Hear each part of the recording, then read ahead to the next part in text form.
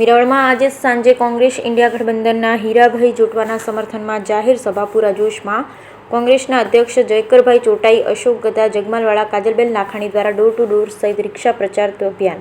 લોકસભા ચૂંટણી અંતર્ગત હવે પ્રચાર પ્રસારના ગણતરીના કલાકો બાકી હોય ત્યારે કોંગ્રેસ પક્ષના ઇન્ડિયા ગઠબંધનના ઉમેદવાર